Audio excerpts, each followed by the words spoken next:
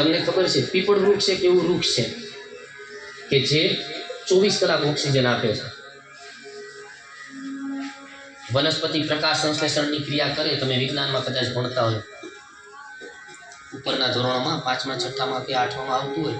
વનસ્પતિ જ્યારે પ્રકાશ સંશ્લેષણની ક્રિયા કરે ત્યારે દિવસ દરમિયાન કાર્બન ડાયોક્સાઇડ અને ઝેરી તત્વોનું પોતે સંગ્રહ કરીને આપણને ઓક્સિજન આપે છે, જે વાયુ આપણને જીવવા માટે ખૂબ ઉપયોગી છે. તો પીપળ વૃક્ષ એક એવું વૃક્ષ છે કે આપણને 24 કલાક ઓક્સિજન આપે છે, ખાલી દિવસ દરમિયાન જ નહીં. તો તમે જો ઈશ્વર પરમ કૃપાળુ પરમાત્મા કૃષ્ણ પરમાત્મા 5500 વર્ષ કરતાં પણ વધારે સમય થયો જે કૃષ્ણ પરમાત્માના જગતમાં અવતરણ થયું.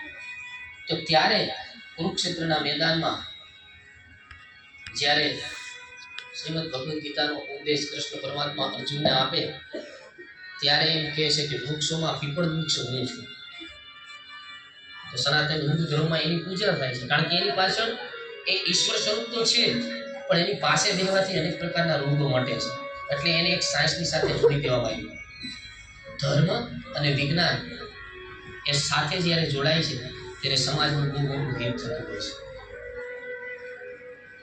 તમે બધા જ બાળકો છો, તમે બધા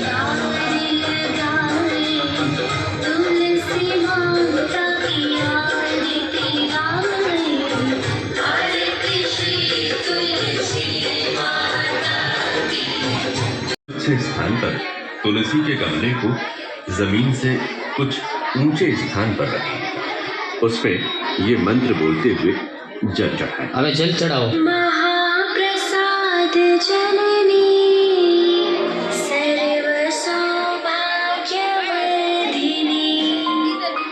आदि व्याधि हराने બસ ઢોરાય તો ન નાખતો બધો થોડુંક જ. तुलसी त्वां नमोस्तुते किसी स्वच्छ स्थान पर ये मंत्र बोलते हुए जल चढ़ाएं। महाप्रसाद जननी सर्व सौभाग्यवर्धिनी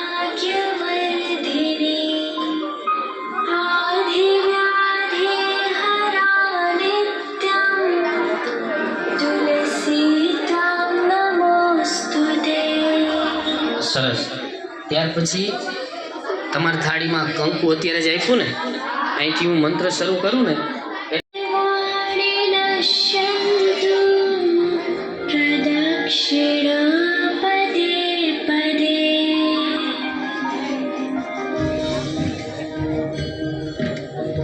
વધારે